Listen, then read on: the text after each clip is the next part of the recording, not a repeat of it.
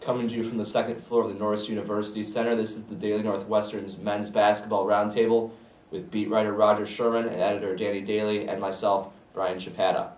The men's team comes off a down and up week, losing a game most people thought it'd win in Iowa City, then bouncing back with an overtime win here in Evanston against Minnesota. Roger, obviously the team really hurt its NCAA chances last week. What happened at Iowa, and where does the team go from here? Well, the game at Iowa, they basically failed to guard the perimeter, even though Iowa was just continually killing them from downtown. In Minnesota, that same thing started to happen towards the beginning of the game, but Northwestern kind of figured it out. They turned up their intensity on defense, is what I wrote my article about yesterday, but moving on.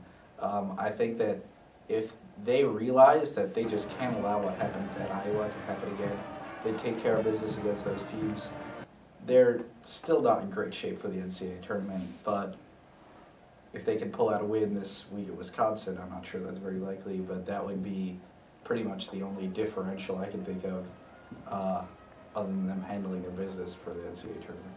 Yeah, and Bill Carmody after the game said that after the Iowa game said it was like the players didn't even read the scouting report, which was kind of telling to me. Like, I honestly thought that if they were going to lose a letdown game like that, it wouldn't have happened this early. I thought that they had so much momentum going from those other wins at home against Michigan and Indiana that it seemed like a strange time for them to slip up, especially because, let's face it, Iowa's not any good, and they proved it by going out against Purdue, and they have 15 points in the first half, something ridiculous like that. But also, it didn't seem to me like that message, certainly for the first half of that Minnesota game, really registered with them, because as Carmody said, those three halves, the Iowa game and the first half of Minnesota, they weren't playing very good basketball at all. But once their backs were against the wall, I think they kind of recognized it. Down 13 with 8 minutes to go, I was impressed with how they managed to come out of that, how their defense clamped down, how they started getting the ball inside to Luka Mirkovic a little bit more. And, yeah, their chances don't look great right now, but at least they've still got a shot, whereas if they lose that Minnesota game, they'd have to win the tournament to get in. The thing they had going for them before that Iowa loss was they don't really have any signature wins so far this season, but at least they didn't have any bad losses. Right. And then that Iowa game happened, and it's difficult to describe how bad a team Iowa is, yet they managed to come out of there without a win. So, Well, hopefully the team will read its scouting report this week. They take on Penn State at home. It's the first time they play the Nittany Lions this season. And then they're going on the road, as you mentioned, for a tough road test against Wisconsin. Danny, what does Northwestern have to do to get the 2 wins that they absolutely need this week, and what are your predictions? Well, clearly they can't look ahead to Wisconsin, obviously. They can't look ahead of any opponent. And also, that Penn State team, I mean, they might be winless, but it's not like they've been playing terribly. I think Iowa was playing worse than they were. They've actually, they should have beaten, I think it was Illinois, right? And Minnesota on the road. Minnesota on the road. They've had a couple of pretty close games that they've just been unlucky. So they certainly can't afford a loss like that at home. And I think it's going to be a good start. Something they didn't get off to against Iowa, didn't get off to against Minnesota. It helped to get in a rhythm early, and I think they will do that. They'll win that game by double digits.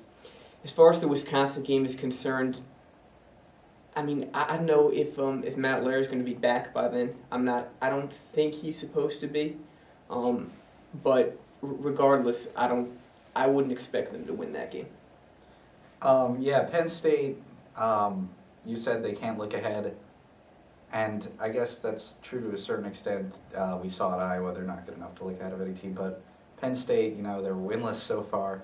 And they basically have Taylor Battle, and that's it. And Northwestern seems like the type of team that if you're going to beat them, it's not going to be just one guy penetrating over and over again, which is exactly what the 1-3-1 is meant to prevent against. So I like their chances against Penn State.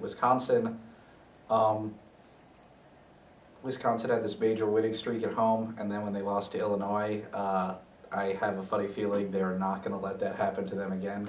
And last year when Northwestern went in there, it did not turn out very well for Northwestern. Yeah. So it would be very tough for them to pull off the 2-0 week. But that's pretty much what they have to do if they want to get into the NCAA tournament. It'd be Wisconsin on the road, so we'll see what they do. And it's strange because the roles are kind of reversed for Northwestern. Historically, they're the team trying to play spoiler. Now that they're playing these teams like Penn State, winless, it salvages a little bit of their season and knock off Northwestern on the road, probably knock them out of the NCAA tournament, and now Northwestern's kind of having to, I guess what they don't want to do is play tentatively and play not to lose because, it's like to prevent defensive football. I guess that turns out to be. Suppose that they do lose against Wisconsin. Is there any hope, other than winning the Big Ten tournament, for them to make it into the NCAA tournament? I'd say so. I think if you win 2 games in the Big Ten tournament, if you knock off another team, maybe they'd have to get to the finals. But let's face it, if you win, assuming they lose at Wisconsin and win out everything else, and then win 2 games in the Big Ten tournament, they're sitting on 24 wins. Well, normally teams from major conferences do not get left out with that many wins. That's a lot of wins. And certainly if they got to the finals, which would mean probably knocking off 2 top 50-ish opponents, that'd give them 25 wins with 3 or 4 over top 50 teams. Maybe I think a few at that signature point, wins. they're certainly in. Luckily, you have an opportunity. They'll have an opportunity if they win their first round game in the Big Ten tournament to face another team of a caliber like Wisconsin, but that's not guaranteed. So they have to make the most of their chances. But hey, they played well in a neutral court earlier this year, knocking off Notre Dame and Iowa State. So whereas on the road they can't even beat Iowa. So. Right. Yeah. Well, we'll see what happens. That's all for this edition of the Roundtable. For comprehensive recap and analysis, check out dailynorthwestern.com.